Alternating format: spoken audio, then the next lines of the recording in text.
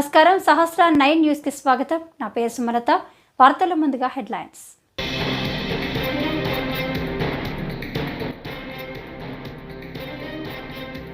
CID మాజీ chief Sunil Kumar పై lookout నోటీసులు ఇవ్వాలి రఘురామ.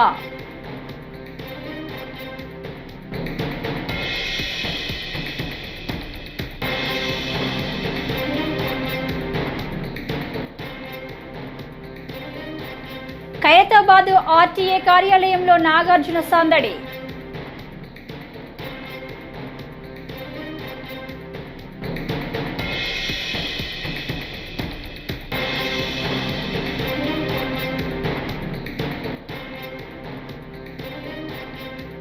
హైడ్రాపై హరీష్ రావు సంచలన వ్యాఖ్యలు.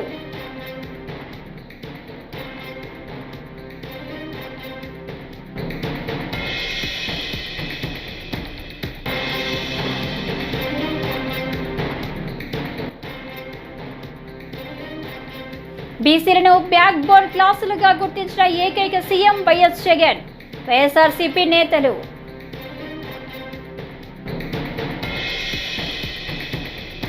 ఇక డీటెయిల్స్ చూస్తే, తనను కస్టడీలో చిత్రహింసలు పెట్టిన కేసులో సిఐడి మాజీ చీఫ్ సునీల్ కుమార్ విదేశాలకు పారిపోకుండా లుకౌట్ నోటీసులు జారీ చేయాలని రఘురామకృష్ణరాజు కోరారు.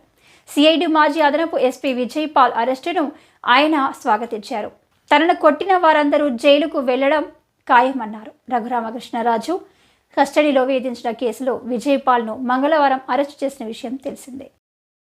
నేను ఇచ్చిన కంప్లైంట్లో A4గా ఉన్న విజయ్ పాల్ అతను ఎన్నో దందాలు చేశాడు. అతను చేసిన పాపాలన్నీ కూడా ఇవాళ చాలా పేపర్లలో వచ్చింది. మొత్తానికి పాపం పండింది, తెలియదు, గుర్తులేదు, మర్చిపోయాను అని మాజీ పోలీస్ అధికారి అయ్యుండి ఒక క్రిమినల్ లాగా సమాధానాలు చెప్పడం మరి అతనికి చెల్లింది. ఎట్టకేలకు నిన్న సాయంత్రం సుప్రీంకోర్టు కూడా తిరస్కరించిన తర్వాత ఆయన అరెస్ట్ని ధృవీకరించినట్టుగా మీడియాలో చూసాం.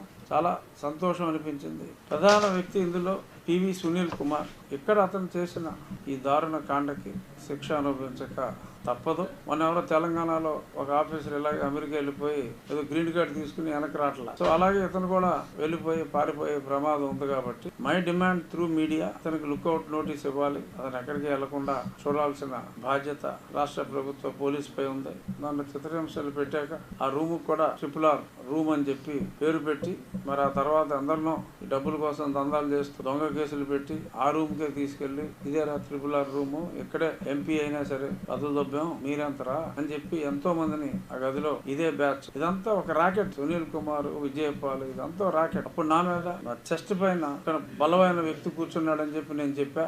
వచ్చిన బండవాడు ఎవడో నా చెస్ట్ మీద కూర్చుని బండవాడు విధంగా గుర్తుపట్టగలను. మరి అప్పుడు ఆ బ్యాగ్ బయట నుంచి ఆగంతకులు తీసుకొచ్చారు. వీళ్ళు ప్రొఫెషనల్స్ అని, ఎక్కువగా సునీల్ కుమార్ దగ్గర పనిచేసే వాళ్ళని, ఇలాంటి బ్యాచ్. వాళ్ళకి ఒకడు బ్యాగ్ లో కిట్ ఇచ్చాడు. ఏంటి నన్ను కొడతానికి వాడిని కర్ర, తాడు, ఆ రబ్బర్ బెల్ట్ తోడుకి ఉన్న ఆ బ్యాటు. ఆ కిట్ ఇచ్చినోడు ఎవడో కూడా నా దగ్గర సమాచారం ఉంది. ఇటువంటి బ్యాచ్ అందరూ కలిసి నా మీద చేసి దారుణమైన కుట్ర ఈ రోజు పట్టాలెక్కింది. ఖచ్చితంగా అతి త్వరలో ఈ IPSలు వారి వెనుకున్న అప్పటి నాయకులు అందరూ కూడా ఇంకో 10 రోజులు ఆలస్యమైనప్పటికీ కూడా ఖచ్చితంగా దొరుకుతారు. వారికి న్యాయస్థానంలో శిక్షలు పడతాయి అనే పరిపూర్ణ విశ్వాసం అయితే నాకు ఉంది. నా వ్యక్తిగతంగా నన్ను హింసించిన సంఘటన కాబట్టి అప్పట్లో హింసించబడ్డ మాజీ ఎంపీగా నేను ఇది మాట్లాడుతున్నా. ప్రస్తుతం నాకున్న బాధ్యతాయుతమైన పదవికి ఈ కేసుకి ఎటువంటి సంబంధం లేదు.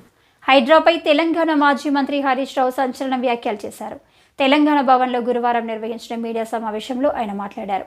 పసిపిల్లల మీద కనికరం లేకుండా హైడ్రా అధికారులు ఇల్లు కూల్చారని మండిపడ్డారు. అన్ని అనుమతులు ఉన్నా కానీ హైడ్రా పేరుతో దౌర్జన్యం చేశారని ఆరోపించారు. అయితే హైడ్రా కూల్చిన ఇళ్లకు అని ప్రశ్నించారు. తక్షణమే హైడ్రా కూల్చిన ఇళ్లకు నష్టపరిహారం చెల్లించాలని డిమాండ్ చేశారు. ఇక కొత్తవి మాత్రమే కఠనీయం అంటున్నారు. మరి కూల్చిన సంగతి ఏంది చెప్పాలి కదా. హైడ్రా కమిషనర్ చెప్పాలి కదా. ముఖ్యమంత్రి కూల్చిన మూసి ఇండ్ల సంగతి ఏంది, హైడ్రా ఇండ్ల సంగతి ఏంది. నాకు ఇంటికి అన్ని అనుమతులు ఉన్నాయి అని కుయ్యో మొర్రో అని మొత్తుకున్నా, కాళ్ళ మీద పడి వేడుకున్నా, రోడ్డు మీద పడి గిలగిల కొట్టుకున్నా కనికరం లేకుండా పేదల ఇండ్లు కూల్చిండ్రు కదా హైడ్రా పేరిట. ఇప్పుడేమంటున్నారు, లేదు లేదు కట్టిన ఇండ్లు కూల్చం, ఇండ్లల్లో ఉన్నోళ్ళని కూల్చమంటివి. ఆ చిన్న పాప నా పుస్తకాలు తెచ్చుకుంటా మా నాన్న కొనిచ్చిన వాటర్ బాటిల్ తెచ్చుకుంటా అంటే కూడా ఆ పసిపిల్ల మీద కూడా కనికరం లేకుండా ఇండ్లు కూలగొట్టారే. ఆ పాపానికి బాధ్యుడు ఎవడు? ఆ చేసిన అన్యాయానికి ఎవరికి శిక్ష వేయాలో నిర్ణయించండి. ఇప్పుడేమంటున్నారు? లే మేము ఇక కొత్తవి కూల్చము అంటున్నారు, ఏదో డేట్ పెడతాము అంటున్నారు. మరి కూల్చిన వాటి సంగతి ఏంటి? వాళ్ళు కట్టిండ్రు, డబ్బులు కట్టిండ్రు. Pay them the compensation. బీసీలను బ్యాక్ బోన్ క్లాసులుగా గుర్తించిన ఏకైక ముఖ్యమంత్రి వైఎస్ జగన్మోహన్ రెడ్డి చరిత్రలో నిలిచారని వైఎస్ఆర్సీపీ నేతలు పేర్కొన్నారు. వైఎస్ఆర్సీపీ ప్రభుత్వ పాలనలో బీసీల సంక్షేమంలో ఆయన నిర్ణయాలు ఎందరికో ఆదర్శమని వెల్లడించారు. బడుగు బలహీన వర్గాల అభ్యున్నతికి జీవితాంతం పాటుపడిన మహోన్నత మూర్తి మహాత్మా జ్యోతిరావు పులే 134వ వర్ధంతిని తాడేపల్లిలోని వైఎస్ఆర్సీపీ కేంద్ర కార్యాలయంలో ఘనంగా నిర్వహించారు. మాజీ మంత్రివర్యులు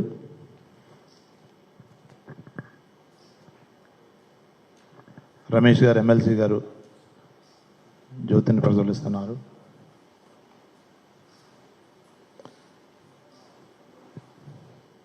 జ్యోతిరావు పూలే వర్ధంతిని సందర్భంగా మన రమేష్ గారు, ఎమ్మెల్సీ గారు మాట్లాడాల్సిందిగా కోరుతా ఉన్నా. బీసీసీఎల్ అధ్యక్షుడు రమేష్ గారు, ఎమ్మెల్సీ గారు. ఈరోజు జ్యోతిరావు పూలే గారి 134వ వర్ధంతి సందర్భంగా ఈరోజు మాల వేస్తూ, ఆయన మన మధ్యలో లేకపోయినా కూడా ఆయన ఆశయాలు ముఖ్యంగా బీసీ కులాలకు మంచి జరగాలనేసే ఆయన ఆశయాలన్నీ మన మధ్యలో ఎప్పటికీ ఉన్నాయి.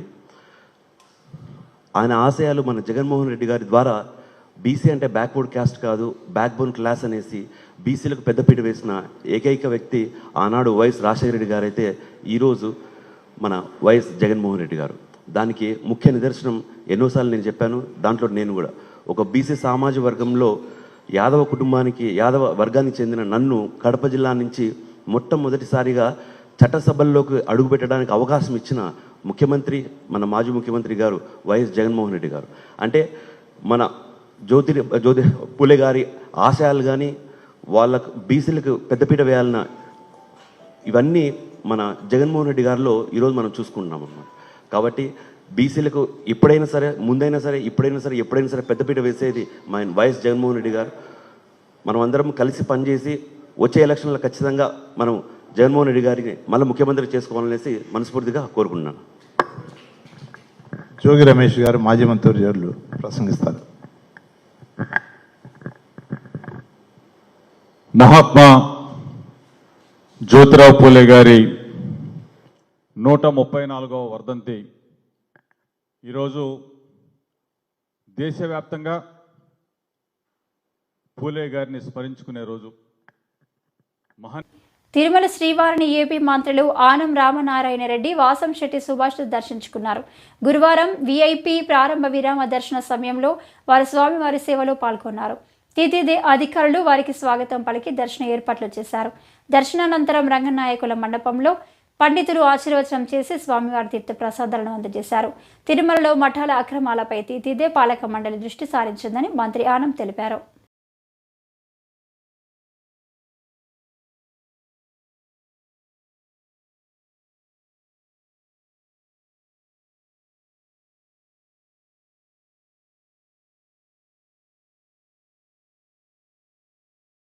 అనేక రకాలైనటువంటి ఇబ్బందులు, అనేక వివాదాలు తలెత్తినటువంటి ఈ తిరుమలలో ఇవాళ ఏ వివాదం లేకుండా సామాన్య భక్తులకి ప్రాధాన్యతనిస్తూ ఎక్కువ స్వామివారి దర్శన భాగ్యం ప్రతి ఒక్కరికి కలిగే విధంగా ఏర్పాటు చేయడం జరుగుతుంది. ప్రసాదాలలో ఇవాళ ఉన్నత శ్రేణి కనబడుతూ ఉంది. ఇప్పుడు ఉన్నటువంటి పాలక వర్గం బాగా పనిచేస్తుందని చెప్పి అక్కడ ఉన్నటువంటి కంప్లైంట్ బుక్లో కూడా చూడడం జరిగింది. గతంలో కంప్లైంట్ బుక్ అనేది ఇక్కడ కనపడేది కాదు. స్వామివారికి నిత్య నైవేద్య సేవలో కూడా ఎలాంటి పొరపచ్చాలు ఉండకూడదని చెప్పి అందరం కలిసి కృషి చేస్తున్నాం. 4 మాసాలకే చాలా మార్పు ఉంది ఈ తిరుమలలో. నేను ఈ 4 మాసాల్లో దాదాపు 5 దఫాలు వచ్చి వెళ్ళాను. మొదటి దఫా వచ్చిన దానికి ఇప్పుడు వచ్చిన దానికి చాలా మార్పు ఉంది. ధూపదీప నైవేద్యాలు గతంలోనే మొదలయ్యాయి, కానీ అవి 5,000 రూపాయలే 5,400 ఆలయాలకి ఇస్తూ వచ్చాం. ఈ 5,000 రూపాయల ధూపదీప నైవేద్యాన్ని 10,000 రూపాయలకి చంద్రబాబు నాయుడు గారు ఎన్నికల ప్రణాళికలో పెట్టి వచ్చిన వెంటనే దాన్ని పూర్తి చేసి 10,000 రూపాయలని ధూపదీప నైవేద్యం కింద కొత్తగా ఇవ్వడానికి నిర్ణయించుకోవడం జరిగింది. అది ఇప్పటికే ఆదేశాలు ఇచ్చాం. మొదటి విడత ముందుగా ఇస్తున్నటువంటి 5,400 ఆలయాల్లో రెన్యువల్ చేశాం. కొత్త ధూపదీప నైవేద్యం కొత్త ఆలయాల్లో ఇవ్వడానికి ఇవాళ అన్ని చర్యలు తీసుకుంటున్నాం. ఒక 4 రోజుల క్రితమే శాసనసభ సమావేశాలు అయిపోయాయి. అనేక అప్లికేషన్లు వచ్చాయి. అప్లికేషన్లన్నీ కూడా స్క్రూటినీ చేస్తున్నారు అధికారులు. ఒకసారి స్క్రూటినీ పూర్తయ్యాక కొత్త ఆలయాలకు కూడా ధూపదీప నైవేద్యం ఇవ్వడం జరుగుతుంది. గతంలో అనేక దశాబ్దాలుగా ప్రభుత్వాలు, ఇక్కడ పాలక వర్గాలు మఠాలకి, పీఠాలకి స్థలాలు ఇచ్చి తిరుమల ఔన్నత్యాన్ని, తిరుమల యొక్క ఆధ్యాత్మికతను పెంచడానికి కృషి చేయాలని కండిషన్స్ పెట్టే స్థలాలు ఇవ్వడం జరిగింది. కానీ గడిచిన 5 సంవత్సరాల్లో వాటిని పట్టించుకునేటువంటి పరిస్థితి లేదు. అనేక రకాలుగా వివాదాలు తలెత్తాయి. పీఠాలలో వివాదాలు వచ్చాయి. అలాగే ఆధ్యాత్మిక కేంద్రాల్లో కూడా ఈ యొక్క వివాదాలు వచ్చాయి. ఒకటొకటిగా పరిష్కరిస్తూ వస్తున్నాం. ఇటీవలే పాలకవర్గం వచ్చింది, కొత్త పాలకవర్గం కూడా దీని మీద దృష్టి సారించింది. ప్రభుత్వం కూడా వారికి సహకరించి ఈ యొక్క పీఠాలు, మఠాలు ఆధ్యాత్మికతను పెంచడానికి అవసరమైన కార్యక్రమాలు ఏమున్నా వాటిని సమర్థిస్తాం. అంతేకాని వ్యాపారాత్మక ధోరణిలో కానీ ఇక్కడ ఎవరైనా ఏర్పాట్లు చేస్తే వాటిని ఖండించడం తప్పనిసరి అవుతుంది. ప్రభుత్వం కూడా దాన్ని చూస్తూ ఉపేక్షించదు. హైదరాబాద్ ఖైరతాబాద్ రవాణా శాఖ కార్యాలయంలో సినీ నటుడు అక్కినేని నాగార్జున సందడి చేశారు. తన కొత్త కారు టయోటో లెక్సస్ రిజిస్ట్రేషన్ కోసం ఆయన ఆర్టీఏ కార్యాలయానికి వచ్చారు. కారు రిజిస్ట్రేషన్ కోసం ఫోటో దిగి సంతకం చేశారు.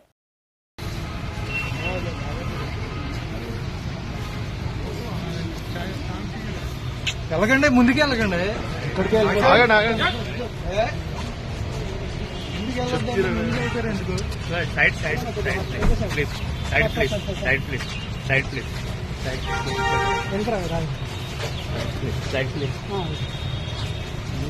రిజిస్ట్రేషన్ కదా చింతపండి.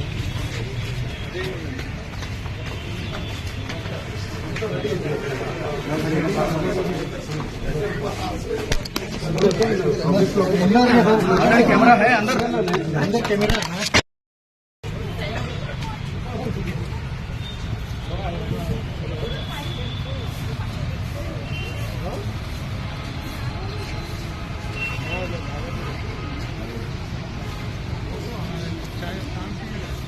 వెళ్ళకండి, ముందుకు వెళ్ళకండి.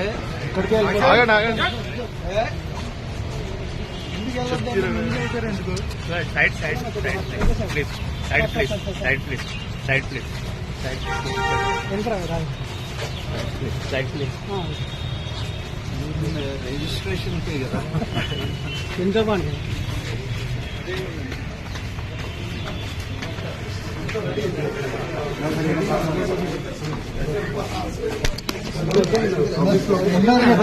कैमरा है अंदर कैमरा है.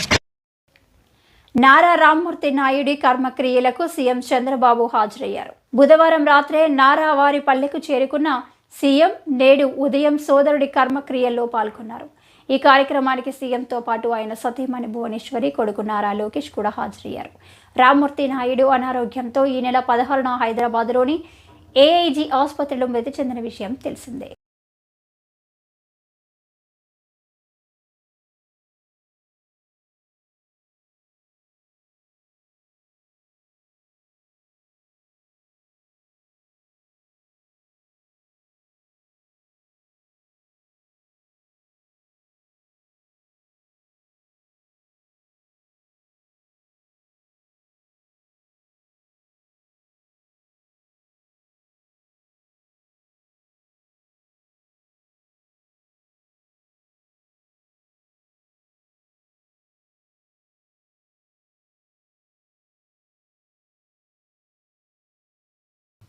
మంత్రాలయం మఠం 31 రోజులకు సంబంధించిన హుండీ ఆదాయం లెక్కింపును బుధవారం ప్రారంభించినట్లు మఠం ఏఏఓ మాధవ శెట్టి, మేనేజర్లు వెంకటేష్ జోషి, శ్రీపతి ఆచార్యులు తెలిపారు.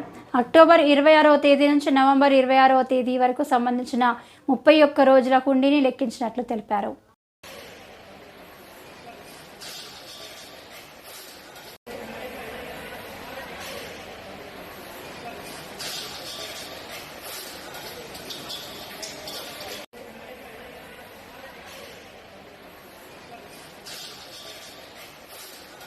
కూటమి ప్రభుత్వం అందిస్తున్న ప్రజాపాలనను ఓర్చుకోలేక వైసీపీ తమపై దుష్ప్రచారం చేస్తుందని జనసేన రాష్ట్ర ప్రధాన కార్యదర్శి బోనబోయిన శ్రీనివాస్ యాదవ్ ధ్వజమెత్తారు. గుంటూరు సంపత్ నగర్ పర్యటనలో భాగంగా గురువారం బోనబోయిన మీడియాతో మాట్లాడారు.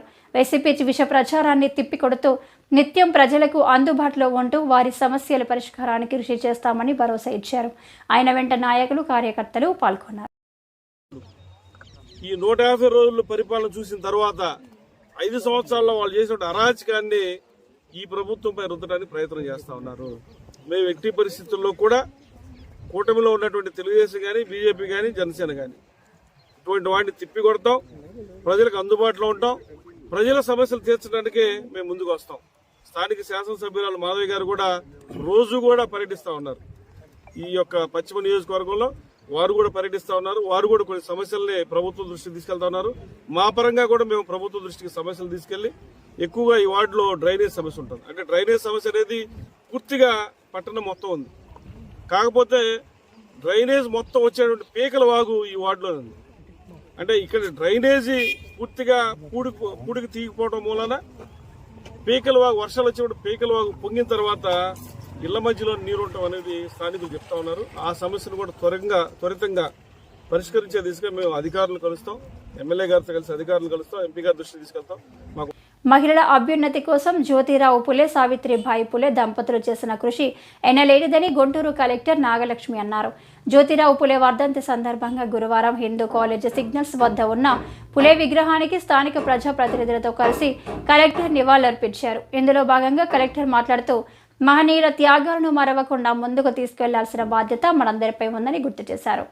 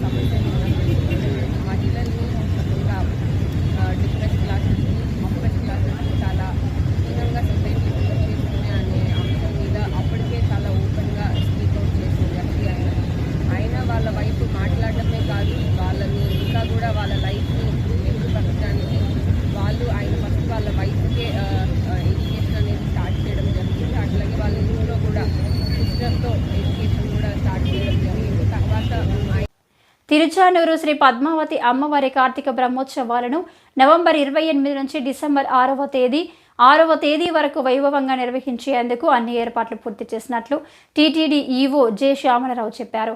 తిరుచానూరులో అమ్మవారి బ్రహ్మోత్సవాల ఏర్పాట్లను ఈవో అధికారులతో కలిసి బుధవారం సాయంత్రం పరిశీలించారు. ఈ సందర్భంగా ఈవో మీడియాతో మాట్లాడుతూ టీటీడీలోని అన్ని విభాగాల సమన్వయంతో ఏర్పాటు చేసినట్లు తెలిపారు. నవంబర్ 28 నుంచి డిసెంబర్ 6 దాకా పద్మావతి అమ్మవారి కార్తీక బ్రహ్మోత్సవాలు జరుపుకుంటున్నాము. ఈ బ్రహ్మోత్సవాలకి అన్ని ఏర్పాట్లు కూడా ఎంతో ఘనంగా చేశాము. ఈ కార్యక్రమంలో ఉదయం పూట 8 నుంచి 10 దాకా, రాత్రి పూట 7 గంటల నుంచి 9 గంటల దాకా వాహన సేవలు కూడా ఉంటాయి. అలాగే డిసెంబర్ 6వ తారీఖున పంచమి తీర్థం కూడా ఉంటుంది. ఆ రోజు విశేషంగా ఎక్కువ మంది భక్తులు వస్తారు. దానికి కూడా ప్రత్యేక ఏర్పాట్లు చేయడం జరిగింది. రేపు రాష్ట్ర ప్రభుత్వం తరఫున దేవాదాయ శాఖ మంత్రివర్యులు శ్రీ ఆనం రామనారాయణ రెడ్డి గారు పట్టు వస్త్రాలు పద్మావతి అమ్మవారికి సమర్పించడం జరుగుతుంది. అలాగే ఈ ఏర్పాట్లో భాగంగా విద్యుత్ దీపాలంకరణ, దేవతామూర్తులు, అలాగే వివిధ రకాల విద్యుత్ దీపాలతో అలంకరణ దేవాలయానికి, అలాగే మాడవీధులు, అలాగే తిరుచానూరు, తిరుపతిలో ముఖ్యమైన కోడేళ్లలో చేయడం జరిగింది. అలాగే 20 LED స్క్రీన్లు కూడా పెట్టడం జరిగింది. మాడ వీధుల్లో పెట్టడం జరిగింది. అలాగే ముఖ్యమైన వీధుల్లో కూడా పెట్టడం జరిగింది. తిరుచానూరులో అలాగే తిరుపతిలో కూడా ముఖ్యమైన కార్యక్రమాలన్నీ కూడా లైవ్లో ఇవ్వడం జరుగుతుంది. అలాగే SVBC రేడియో అలాగే SVBC యూట్యూబ్ ఛానల్ ద్వారా కూడా కార్యక్రమాలన్నీ ఇవ్వడం జరుగుతుంది. అలాగే వివిధ రాష్ట్రాల నుంచి 5 రాష్ట్రాల నుంచి ఈ కార్యక్రమాల్లో పాల్గొంటున్నారు. సుమారుగా 1000 మంది కళాకారులు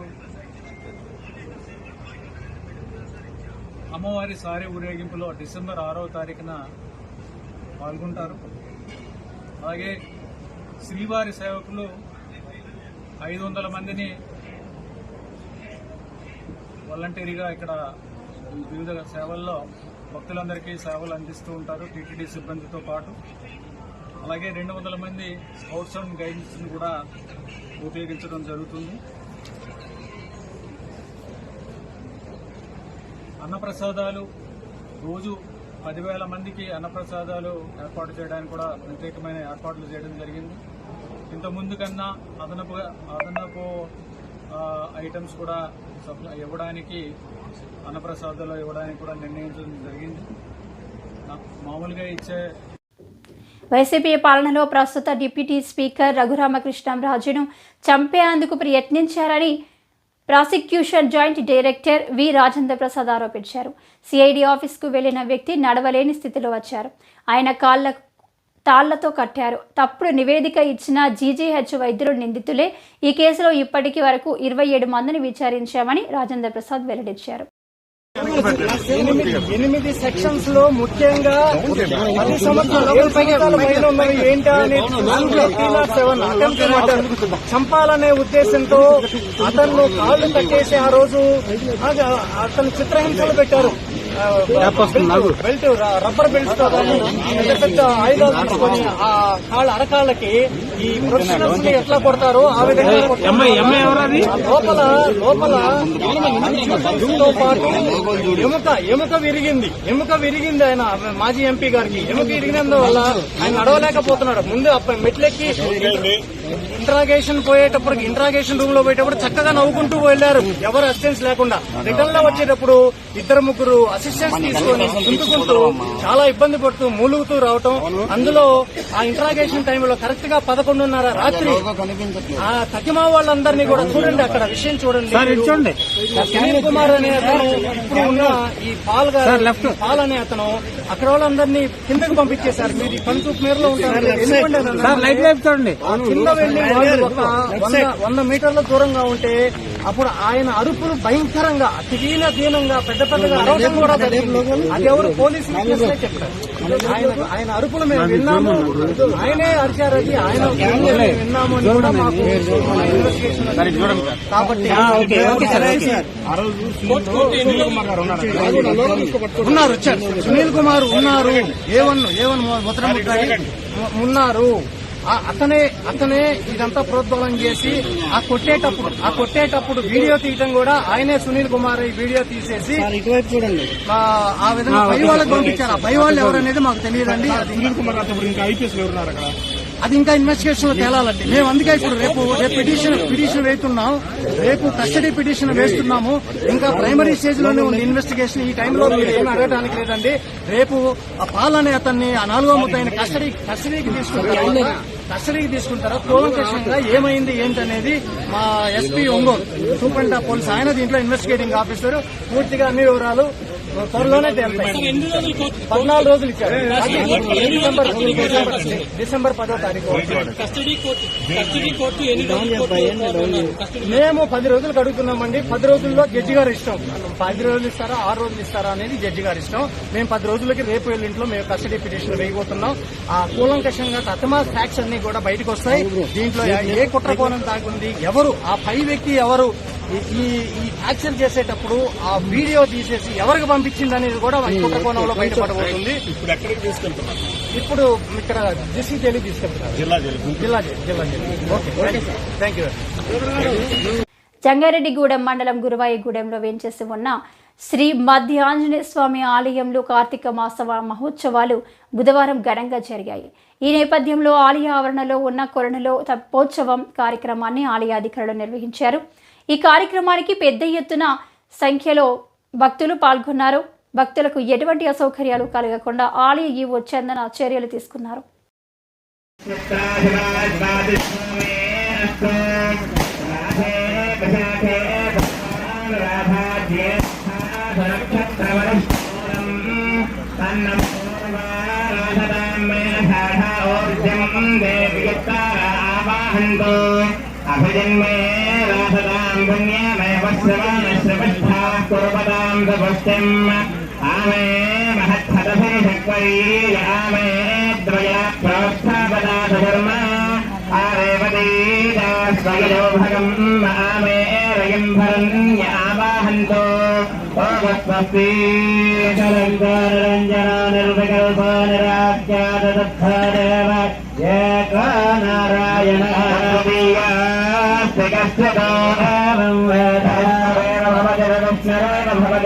ఈ వార్తలు ఇంతటితో సమాప్తం. నమస్కారం.